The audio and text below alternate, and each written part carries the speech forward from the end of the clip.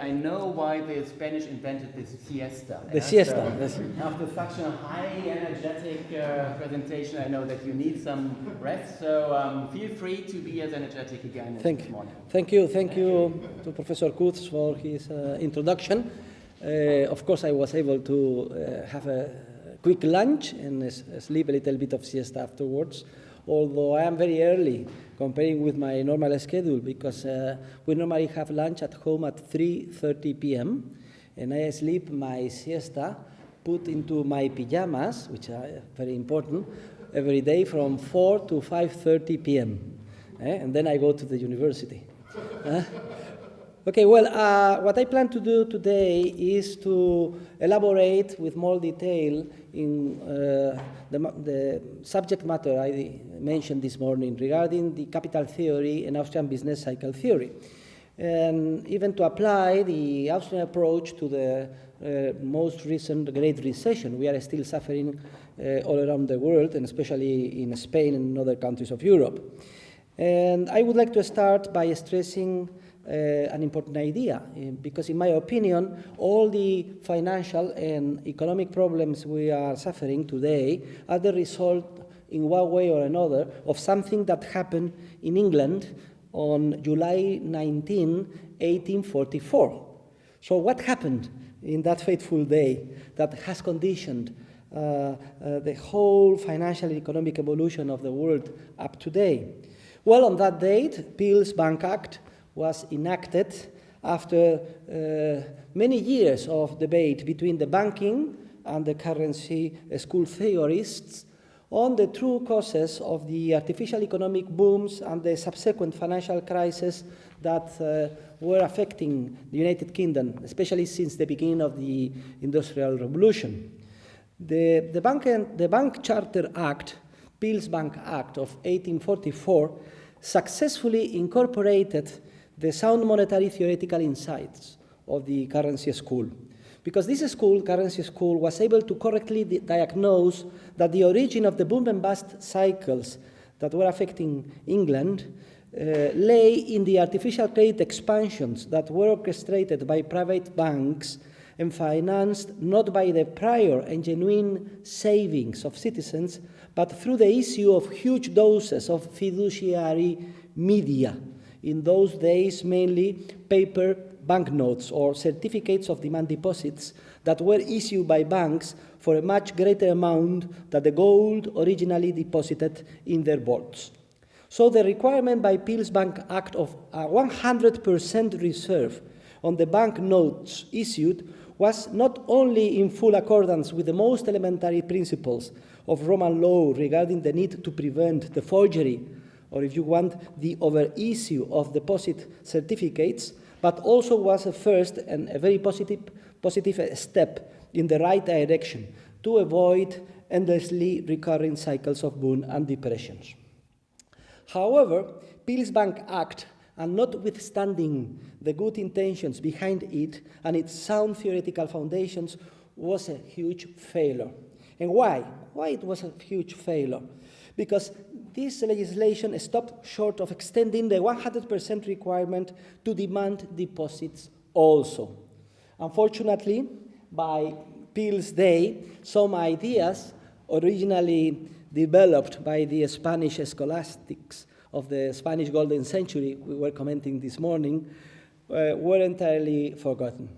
The scholastics had discovered 300 years earlier that demand deposits, which they called in Latin chirographis pecuniarum, or money created only by the entries in banks' accounting books. Chirographis pecuniarum in Latin, in English we could translate it as written money. They discovered 300 years earlier than Peel's legislation that this written money was part of the monetary supply, exactly the same as gold coins. And these scholars, the Spanish scholastics, also realized that from a legal point of view, neglecting to maintain a 100% reserve on demand deposits is a mortal sin. Mortal sin is the way they describe it, or a crime. A crime, of course, not of forgery, as in the case with the overissue of banknotes, but of misappropriation.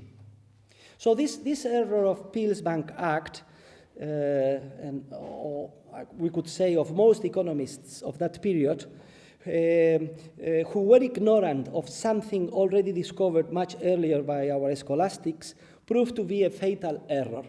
Because after 1844, bankers did continue to keep fractional reserves, of course, not on banknotes, but on demand deposits. What they did is to redirect their business from the traditional business of issuing banknotes to the same business, from the economic point of view, of issuing demand deposits without a 100% reserve. So what happened is that artificial credit expansions and economic booms did continue, and financial crises and economic recessions were not avoided. And despite all the hopes and good intentions originally put into Peel's Bank Act, this nice piece of legislation soon lost all of its credibility and popular support. Not only that, but the failure of the Bank Act has conditioned the evolution of financial matters up to the present time, and fully explains the wrong institutional design that afflicts the financial and monetary system of the so-called free market economies, and also the dreadful economic consequences we are still suffering. And this is something incredible, that well into the 21st century we are still suffering the consequences of this original error in Peel's Bank Act. So when we consider this failure of the Bank Charter Act, the evolution of events up to now makes perfect sense. Bubbles did continue to form. As I said, financial crises and economic recessions were not avoided. Bank bailouts were regularly demanded, and the lender of last resort, or central bank, was created precisely to bail out banks and to permit the creation of the necessary liquidity in the moments of crisis. Gold eventually was abandoned, and legal tender laws and a purely fiduciary system was introduced all over the world. So as we can see, the outcome of this historical process gives us a clear light on the wrong institutional design and the financial mess that, as I said, incredibly is still affecting all of us today. Now, it is important that we review, before we go ahead, which is the healthy process of capital accumulation based on true savings. What I plan to do now is to quickly review the specifics of the economic process through which artificial credit expansions created by a fractional reserve banking system under the direction of a central bank entirely distort the real productive structure, and thus generate bubbles, induce unwise investments, and finally trigger a financial crisis and a deep economic recession. But before that, we must remember the fundamental rudiments of Austrian capital theory, which up to the present time, and at least since the Keynesian revolution, have been almost entirely absent from the syllabus of most university courses on economic theory. In other words, I'm going to explain the specific entrepreneurial, spontaneous, and macroeconomic processes that in an unhampered free market tend to correctly invest all funds previously saved by economic agents. And this is important because only this knowledge will permit us in a moment to understand the huge differences with respect to what really happens if investment is financed not by true savings, but by the mere creation out of thin air of new demand deposits, which only materialize in the entries of banks' accounting books. So what I'm going to do now is to explain nothing more and nothing less than why the so-called paradox of saving is entirely wrong from the standpoint from the point of view of Austrian economics. And as I said, this is most unfortunate that very few students on economic theory know, even when they finish their studies in the university and leave the university, these rudiments of capital theory.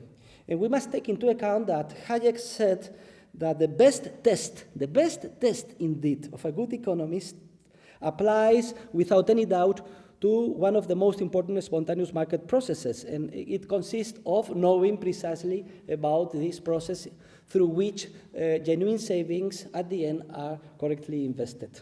So in order to understand what will follow, and I'm now following the same logic Hayek follows in his book, Prices and Production, we must visualize first the real productive structure of the market as a temporal flow of or process composed of many very complex temporal stages in which most labor, capital goods, and productive resources are not devoted to producing consumer goods maturing this year, but they are producing consumer goods that eventually will mature and will be demanded by consumers 2 years from now, 3 years from now, 4 years, and even many more years from now.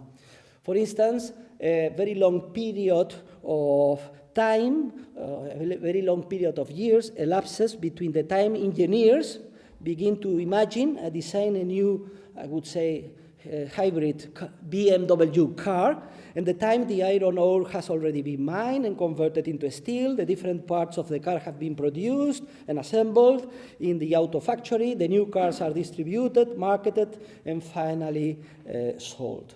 And this period of time includes a very complex set of successive temporal productive stages. So what happens if the subjective time preference of economic agents suddenly decreases, and as a result, the current consumption of this year decreases, for example, by 10%? If this increase, a sudden increase in savings happens, 3 key spontaneous microeconomic processes are triggered and tend to guarantee the correct investment of the newly saved consumer goods. Let us review these 3 effects quickly. The first effect is the new disparity in profit margins between the different productive stages. Of course, immediate sales in current consumer goods industries will fall, and profits will decrease and stagnate compared with the profits in other sectors farther away in time from current consumption. I'm referring to industries which produce consumer goods maturing 2, 3, 5 or more years from now, their profitability not being affected by the negative evolution of short-term current consumption. And as you know, entrepreneurial profits are the key signal that moves entrepreneurs in their investment decisions. And the relatively superior profit behavior of capital goods industries, comparing with the poor behavior of more closer to consumption industries, shows entrepreneurs that they must redirect their investments from the short-term consumption to more long-term industries farther from immediate consumption.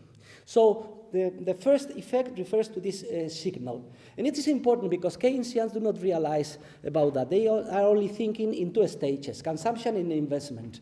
And they do not realize that most of the productive investment in our societies is directed to the production of consumer goods that will mature in a very distant future. And those industries are not affected by the behavior of short-term consumption. This is a very important idea. Let us go to the second effect that this sudden increase in savings produces. The second effect refers to the decrease in the interest rate and the way it influences the market price of capital goods situated farther away in time from consumption. You know, the interest rate is used to discount the present value of the expected future returns of each capital good. And a decrease in the interest rate increases the market price of capital goods. And this increase in price is greater the longer the capital good takes to reach maturity as a consumer good. So this significant increase in the market prices of capital goods compared with the relatively lower prices of the less demanded consumer goods due to this increase in savings is a second very powerful microeconomic effect that also signals all around the market that entrepreneurs must redirect their effort and investment less toward immediate consumer goods industries and more in capital goods industries farther away from consumption. And let's go to the third and last effect. That is what Hayek called the Ricardo effect, which refers to the impact on real wages of any increase in savings.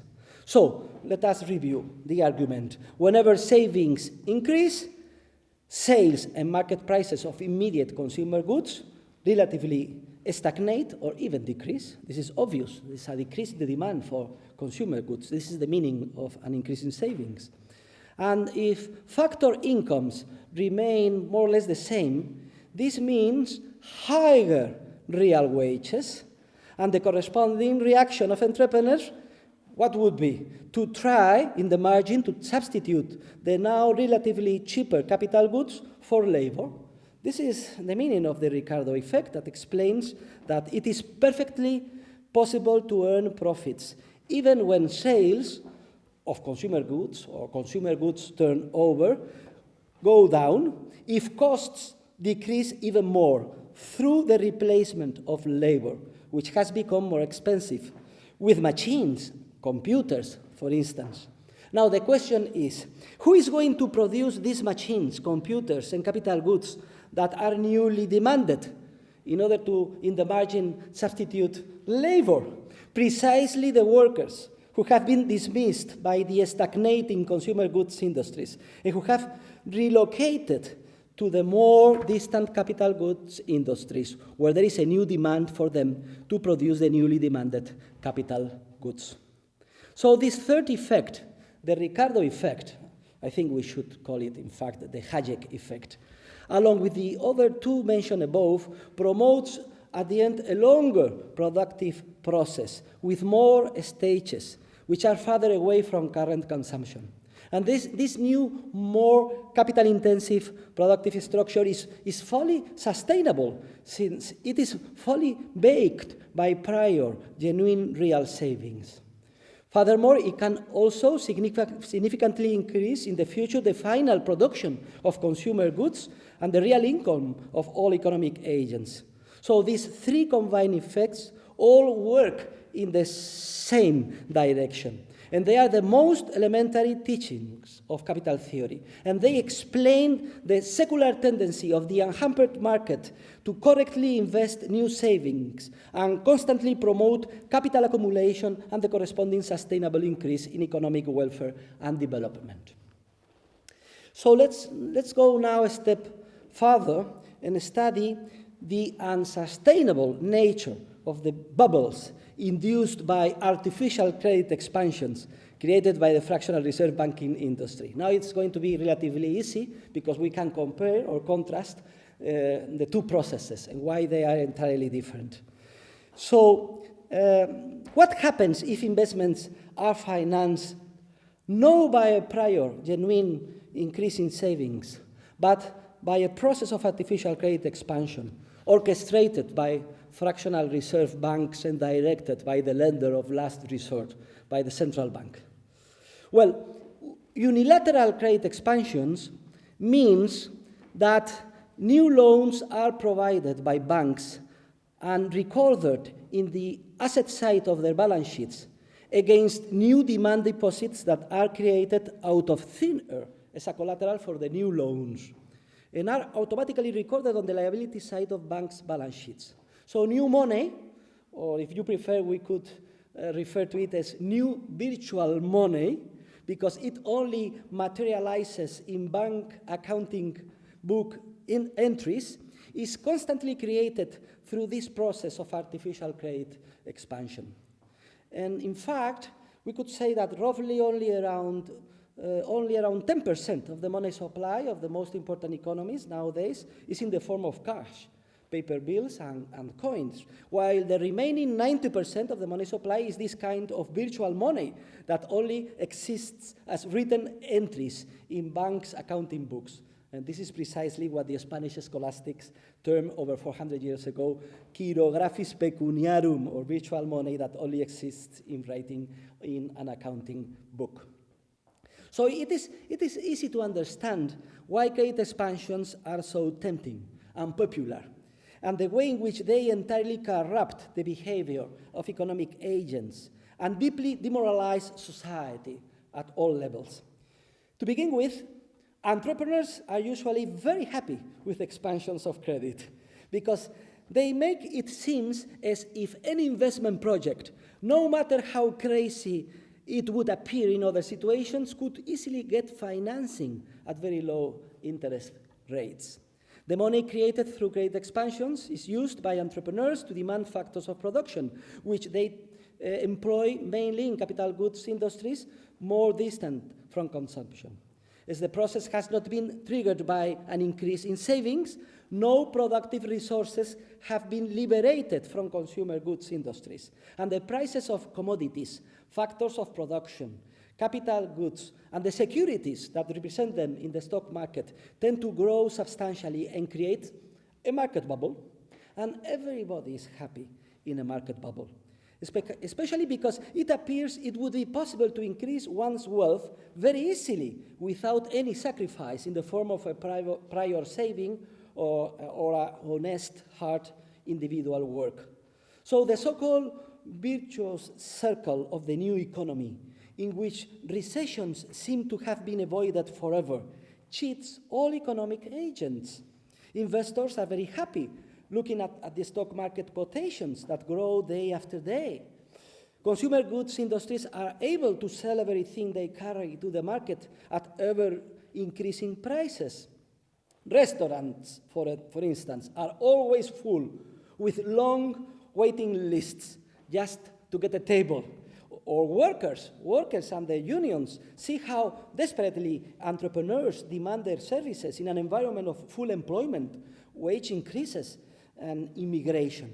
And political leaders, what about political leaders? They benefit a lot from what appears to be an exceptionally good economic and social climate that they invariably sell to the electorate as the direct result of their leadership and good economic policies. And what about the state budget? The state budget bureaucrats, they are astonished to find that every year public income increases, even at double-digit figures, particularly the proceeds from value-added tax, which though in the end is paid by, as you know, the final consumer, it is advanced by the entrepreneurs of the earlier stages, newly created by and artificially financed by credit expansion. So everybody is happy in a bubble. But we now can ask ourselves, how long can this party last?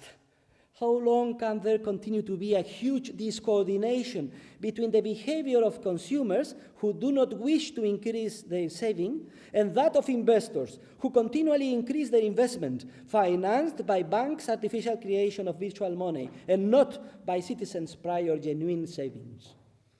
How long can this illusion that everybody can get whatever he wants without any sacrifice last? The unhampered market is a very dynamically efficient process. Sooner or later, it inevitably discovers and tries to correct the huge errors committed. And six spontaneous, again, micro, not macro, micro reactions always developed.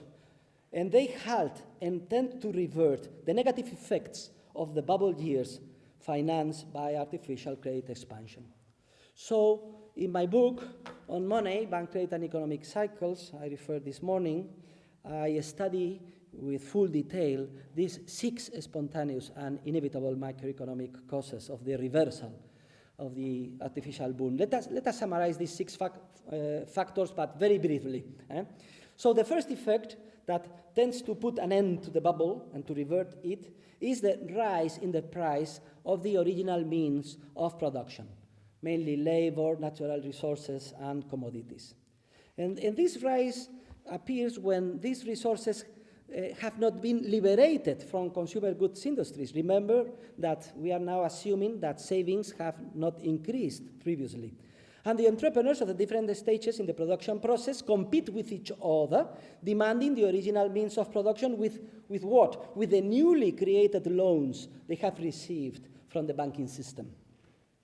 But there is a second effect. It's the subsequent rise in the price of consumer goods, and even at an even quicker pace, at even quicker speed than that of the rise in the price of the factors of production.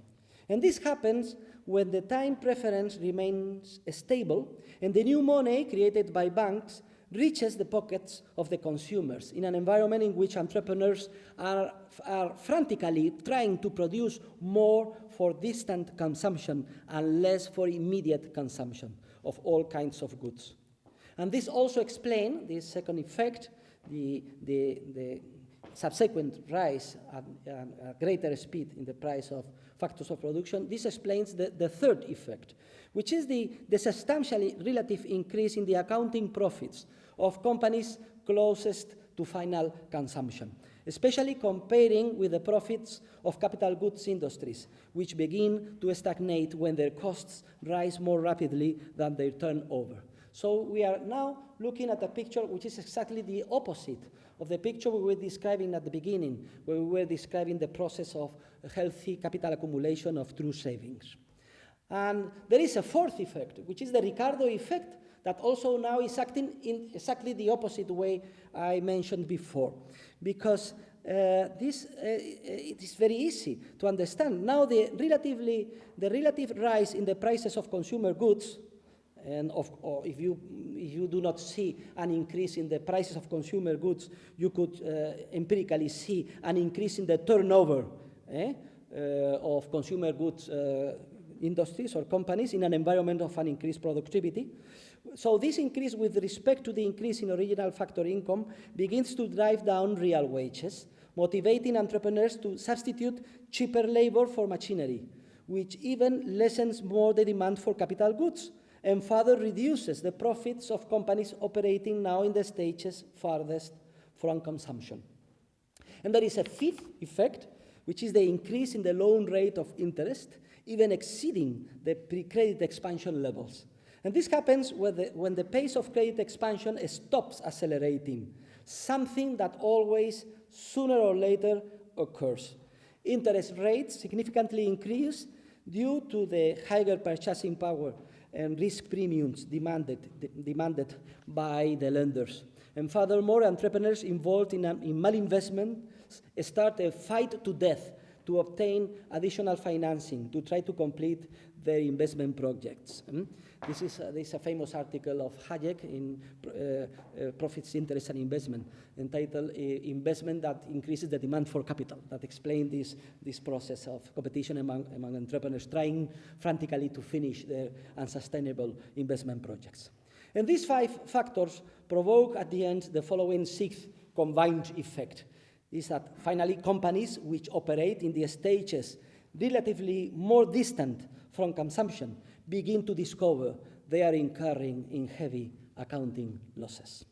And these accounting losses, when compared with the relatively profits generated in the stages closest to consumption, finally reveal beyond any doubt that serious entrepreneurial errors have been committed and that there is an urgent need to correct them, first by paralyzing and liquidating the investment projects mistakenly launched during the boom years, and then trying to restructure the whole economy in the right direction.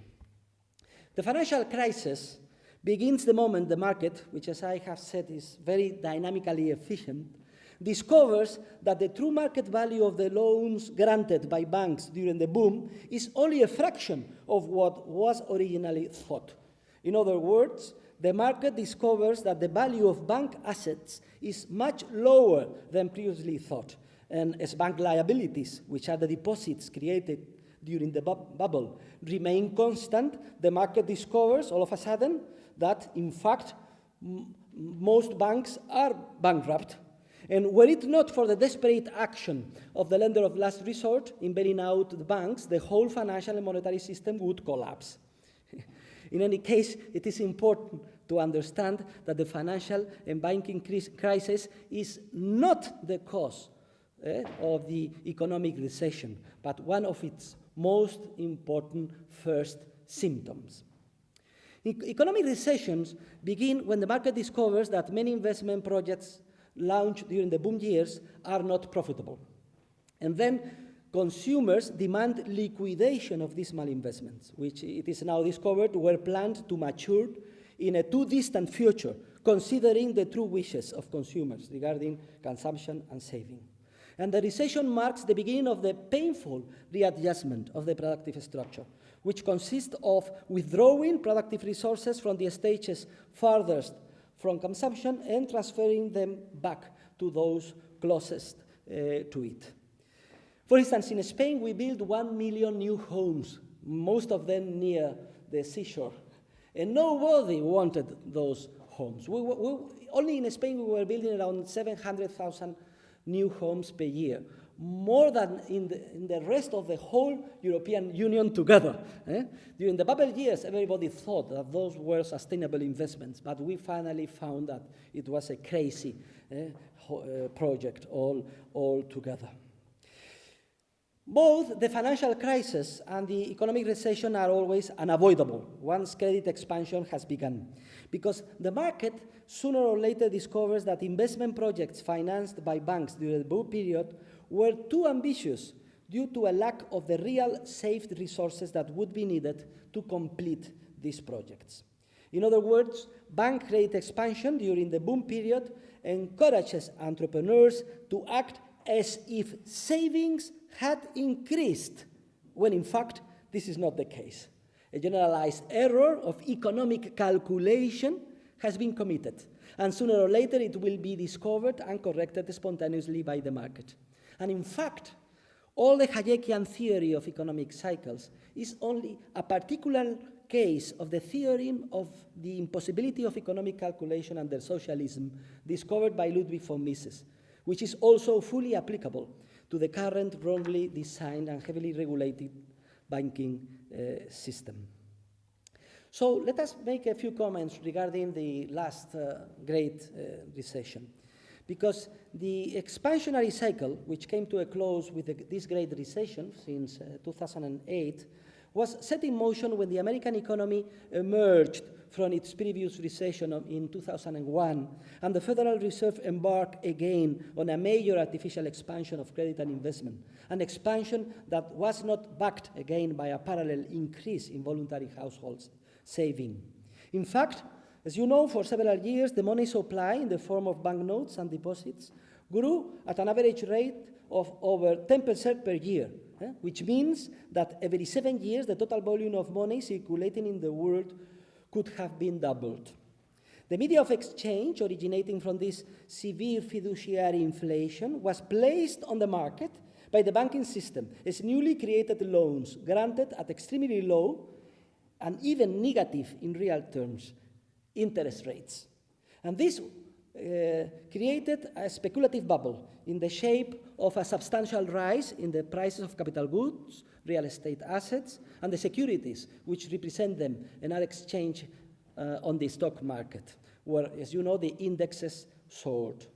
So curiously enough, like in the roaring years prior to the Great Depression of 1929, the shock of monetary growth did not significantly influence the unit prices of the subset of consumer goods and services, which are approximately only around 1/3 of the total number of goods that are exchanged in the market, being the other 2/3 mainly capital goods. The last 2 decades, like in the 1920s, has seen a remarkable, increase in productivity. As a result of the introduction on a massive scale of new technologies, of significant entrepreneurial innovations, where it, not for the money and credit injection, would have given rise to a healthy and sustained reduction in the unit price of the goods and services all citizens consume, would have produced a healthy deflation, I was commenting this morning. And we should also consider the effect of the full incorporation of the economies of China and India in the globalized market during the last 20 years, that has gradually raised the real productivity of consumer goods and services even further. We could say that China is the factory of the world nowadays.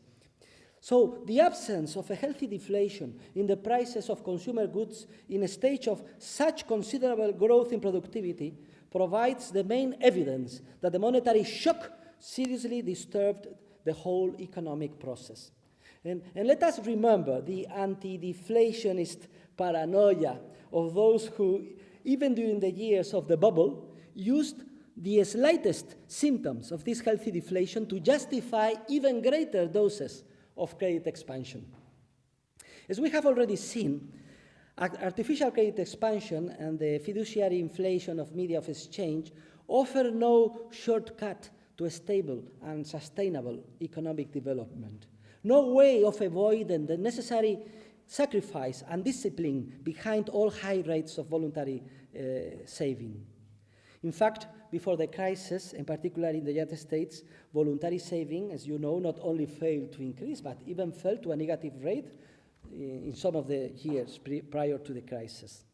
So the specific factors that trigger the end of the euphoric monetary binge and the beginning of the recessionary hangover are many, and they can vary from one cycle to another. As you know, in this past crisis, the most obvious triggers were first the rise in the price of commodities and raw materials, particularly oil. Second, the subprime mortgage crisis in the United States.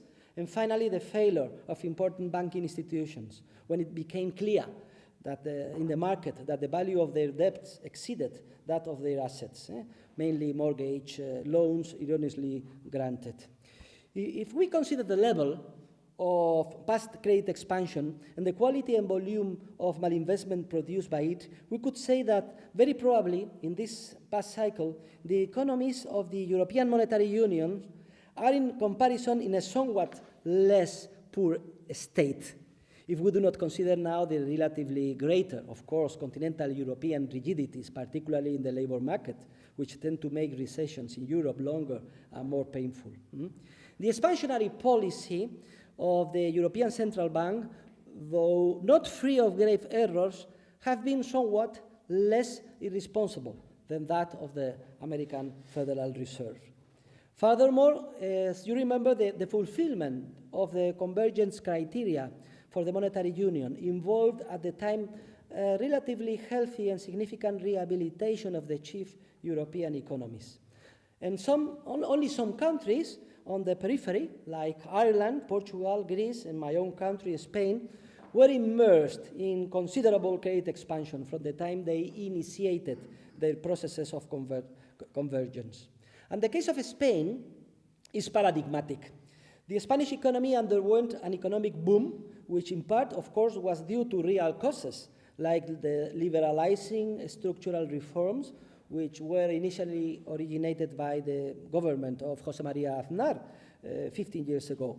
But nevertheless, this boom was also largely fueled by an artificial expansion of money and credit, which grew at a rate nearly 3 times the corresponding rates in France and Germany. And why? Because Spanish economic agents essentially interpreted the decrease in interest rates which resulted from the convergence process in the easy money terms that were traditional in Spain. A greater availability of easy money and a mass requests for loans from Spanish banks, mainly to finance, as you know, real estate speculation. Loans which Spanish banks granted by creating the money ex nihilo, while the European central bankers look on unperturbed, without any problems. And once the crisis hit, the readjustment in Spain has been very quick and efficient. In less than a year, more than 150,000 companies, mainly related with the building sector, disappeared. Almost 3 million workers who were employed in the wrong sectors, related with, again, real estate, were dismissed. And significant reforms were enacted based on austerity and liberalization. And nowadays we can conclude, and I will give more details tomorrow, that although still very weak, the economic body of Spain has been already healed. In fact, the Spanish gross national product is already growing between 1% and 2%. Unemployment is falling around 10% per year. I mean, from the 26% of unemployment we got last year, now it is around 23%. And everything this is being experienced in a very healthy deflation environment of around a percentage point. Now we could ask ourselves in a moment, who has been responsible for this great recession? I think this is an important question. Of course, the spontaneous order of the unhampered market was not responsible for the Great Recession. One of the most typical consequences of every past crisis, and of course of this current one, and will happen again in the future, is how many people are blaming the market and firmly believing that the recession is a market failure that requires more government intervention. You know that the market is a process that spontaneously reacts in the way we have seen against the monetary aggression of the bubble years, which consisted of a huge credit expansion that was not only allowed, but even orchestrated and directed by central banks, which are the institutions truly responsible for all the economic sufferings from the crisis and recession that still is affecting the world. Paradoxically, central bankers have been able to present themselves to the general public not only as indignant victims of the list of ad hoc scapegoats they have been able to put together. Let us review: stupid private bankers, greedy managers receiving exorbitant bonuses, and so on and so forth. But also they present themselves as the only institutions which, by bailing out the banking system as a last resort, have avoided a much greater tragedy. In any case, I think it is crystal clear that the world monetary and banking system has chronically suffered from a wrong institutional design, as I said, at least since Peel's Bank Act of 1844. There is no free market in the monetary and banking system, but just the opposite. Private money has been nationalized. Legal tender rules introduced. A huge mess of administrative regulations have been enacted. The interest rate is constantly manipulated. And most importantly, everything is directed by a monetary central planning agency, the central bank. In other words, real socialism, represented by state money, central banks, and financial administrative regulations, is still in force in the monetary and credit sectors of the so-called free market economies. As a result of this fact, we experience regularly in the area of money and credit all the negative consequences that were established by the theorem of the impossibility of socialism discovered by those distinguished members of the Austrian School of Economics, Ludwig von Mises and Friedrich Hayek. Specifically, the central planners of state money are not able to know, to follow, and to control the changes in both the demand for and the supply of money. Furthermore, as we have seen, the whole financial system is based on the legal privilege given by the state to private bankers, who can use a fractional reserve ratio with respect to the demand deposits they receive from their customers. As a result of this privilege, private bankers are not true financial intermediaries, but are mainly creators of deposits, materializing in credit expansions that inevitably end in crisis and recession. The most rigorous economic analysis and the coolest, most balanced interpretation of past and recent economic and financial events lead inexorably to the conclusion that central banks, which again are true financial central planning agencies, cannot possibly succeed in finding the most convenient monetary policy at every moment. This is exactly the kind of problem that became evident in the case of the failed attempts to plan the former Soviet economy from above. So indeed, nothing is more dangerous than to indulge in the fatal conceit, to use Hayek's useful expression, the title of his last book, of believing oneself omniscient, or at least wise and powerful enough to be able to keep the most suitable monetary policy fine-tuned at all times. And we can understand now why, rather than softening the most violent ups and downs of the economic cycle, the Federal Reserve and also, of course, the European Central Bank have been the main architects of and the culprits in their worsening. So I would like now to refer to which are the possible scenarios that could be imagined after a bubble and a financial crisis and a recession have been developed, and which is the most appropriate economic policy that we could or we should follow. So theoretically, under the wrongly designed current financial system, once a crisis hit, we can think of at least 4 possible scenarios. The first scenario is the catastrophic one, in which the whole banking system, based on fractional reserve, collapses. This scenario seems to have been avoided by central banks, which, acting as lenders of last resort, bail out private banks whenever it was necessary. The second scenario is just the opposite of the first one, but equally tragic. It consists of an inflationist cure so intense that a new bubble is created. This forward escape would only temporarily postpone the solution of the problems at the cost of making them far more serious later. I think that this is precisely what happened in the crisis of 2001. The third scenario is what I have called the Japanization of the economy. It happens when the reintroduction of the cheap credit policy, together with all conceivable government interventions, entirely blocks the spontaneous market process of liquidation of unprofitable investments and company reconversion. As a result, the recession is prolonged indefinitely, and the economy does not recover and ceases to respond to any stimulus involving either monetary credit expansions or, if you want, Keynesian methods. And finally, the fourth and final scenario. This happens when the spontaneous order of the market, against all odds and despite all government interventions, is finally able to complete the economic readjustment of the whole economy and the necessary reallocation of labor and the other factors of production toward profitable lines based on sustainable new investment projects. In any case, after a financial crisis and an economic recession have hit, it is necessary to avoid any additional credit expansion. Apart, is the only thing I would accept, apart from the minimum monetary injection strictly necessary to avoid the collapse of the whole fractional reserve banking system. And the most appropriate policy is to liberalize the economy at all levels, especially in the labor market, to permit the rapid reallocation of productive factors to profitable sectors. Likewise, it is essential to reduce public spending and taxes in order to increase the available income of heavily in-debt economic agents who need to repay their loans as soon as possible.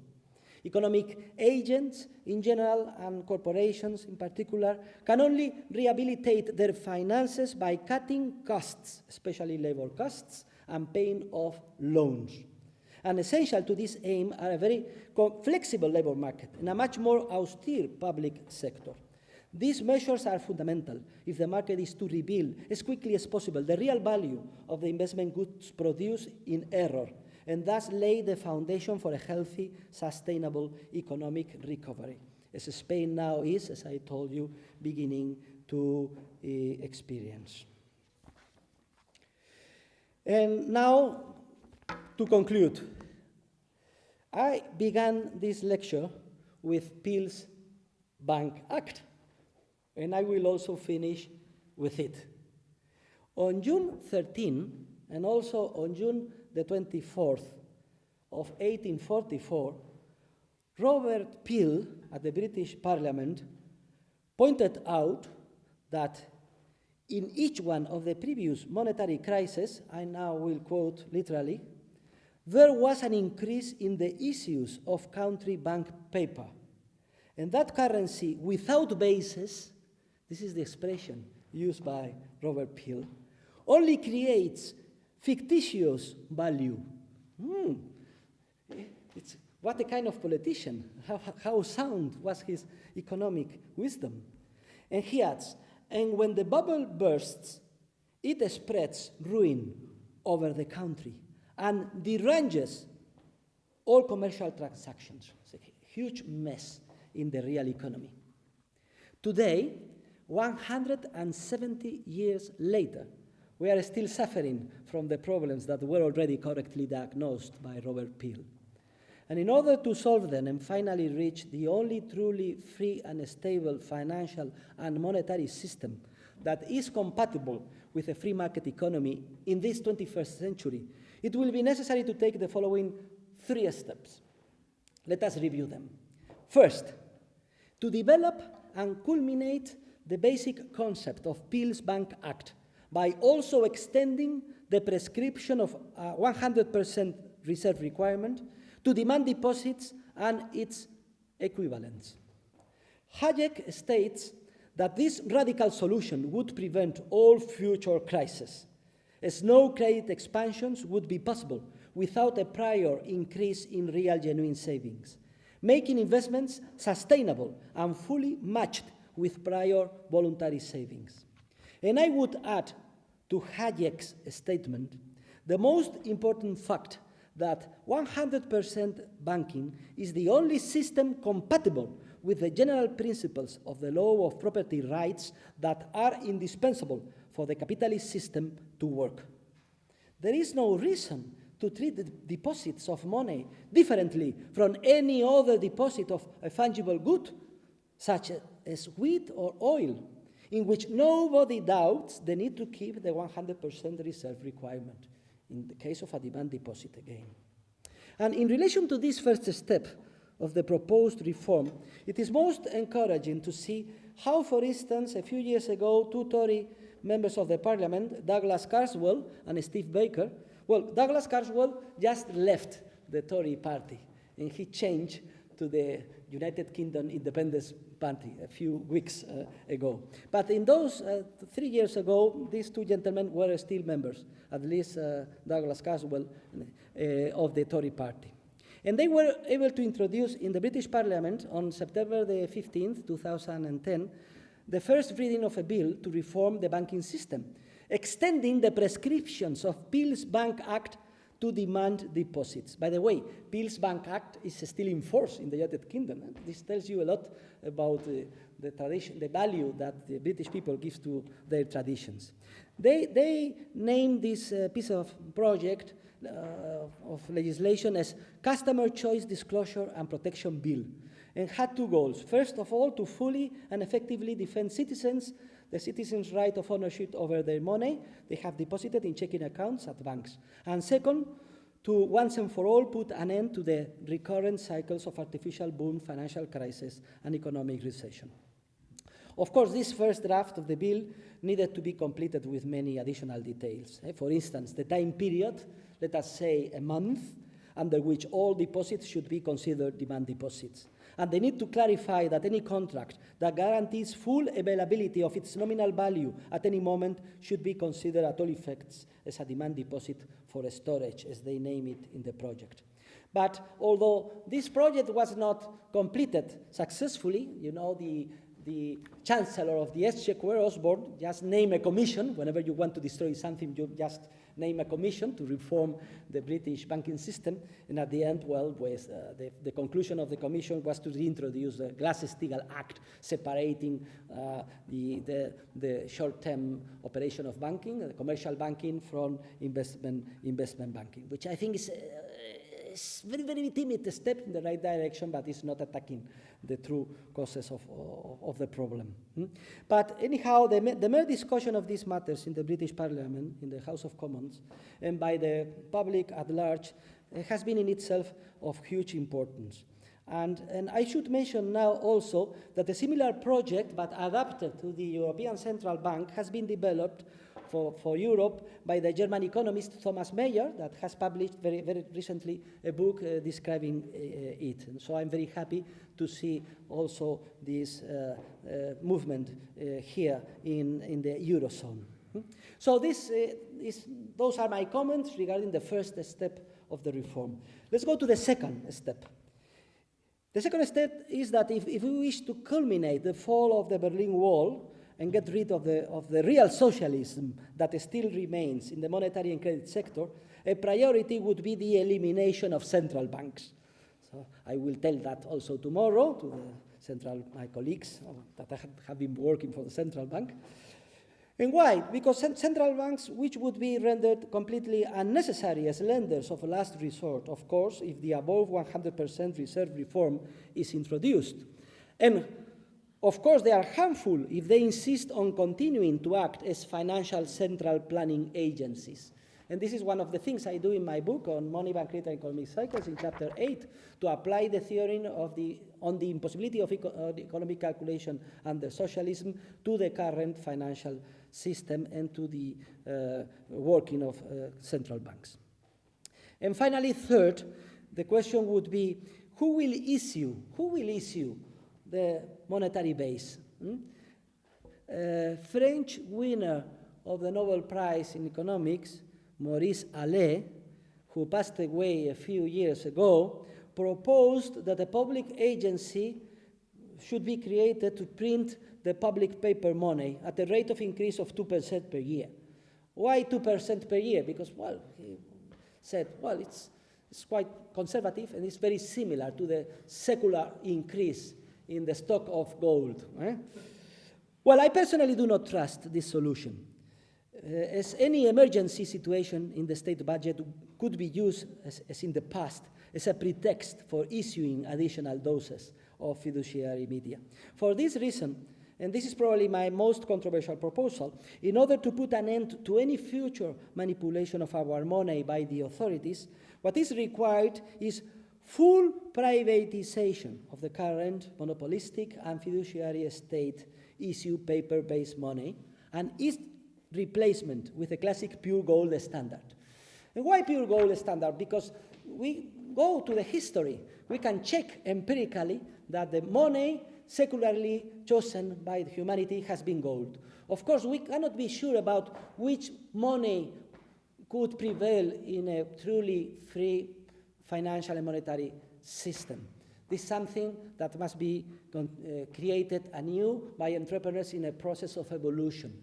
But let us privatize money with the last money we knew that was chosen by the humanity, gold, and let us see how the evolution continues. This is my prescription. There is an old Spanish saying, a grandes males, grandes remedios, in English. Great problems require radical solutions.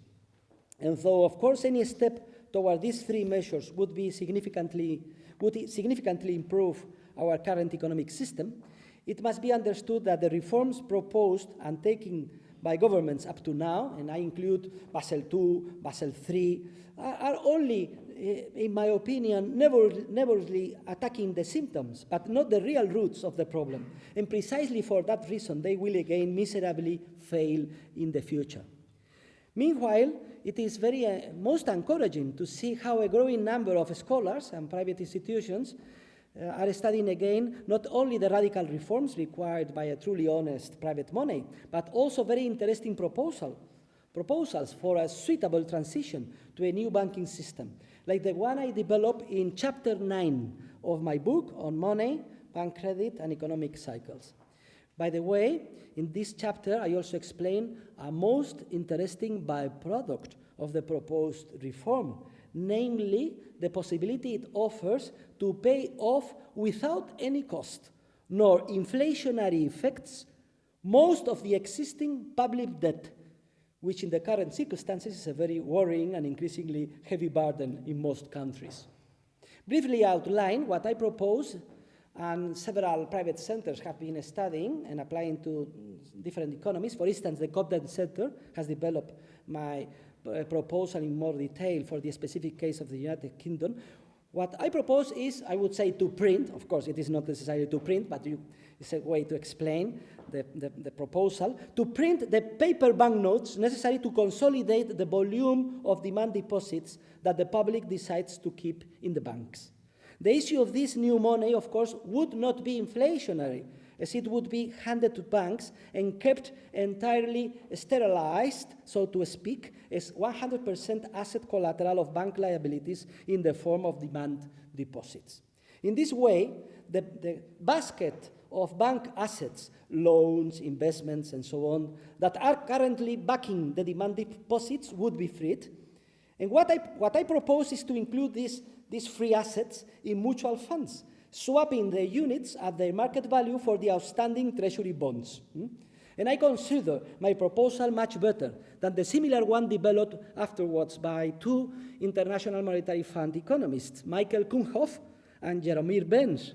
And I would recommend to read an article we have published in the last number of our journal, Procesos de Mercado, which is, the author is Alok Basu from the London School of Economics, and the title is How to Create a Banking and Monetary System for the 21st Century, the Huerta de Soto and the Chicago Plans Reworked. And I think it's much better my plan than Kuhnhoff's and Ben's. What they propose is not to swap the units against standing public debt. They propose just to condone all debts to everybody. So it's like, give for free to all debtors the corresponding loans that would not be necessary to pay off anymore. In any case, an important warning must be given, is that naturally, and must never be tired of repeating it, the solution proposed is only valid in the context of an irrevocable decision to re-establish a free banking system subject to a 100% reserve requirement on demand deposits. However, no matter how important this possibility is considered under the current circumstances, we must not forget that it is only a byproduct or of secondary importance compared to the major reform of the banking system we have outlined. What Kuhnhoff and Benz have done is to introduce the Irving Fisher proposal for 100% in their, dynamic stochastic general equilibrium model in the International Monetary Fund. They have pushed the button and see the result in the computer.